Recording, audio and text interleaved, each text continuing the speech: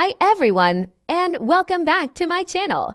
Today, I'm super excited to share a creative and fun project with you all. This beautiful paper flower arrangement that's perfect for any occasion. Whether you're decorating your home, crafting for a special event, or just looking for a relaxing DIY activity, this design will bring a vibrant touch to your day. As you can see, the centerpiece is a bold and gorgeous pink flower, surrounded by cheerful yellow blooms and green textured leaves. The combination of colors and textures makes this craft truly stand out. The best part? It's entirely made from simple materials like colored paper, scissors, and glue, which you probably already have at home. In this video, I'll walk you through the entire process, step by step. First, we'll start with the green leaves, giving them a folded texture that adds depth and realism to the design.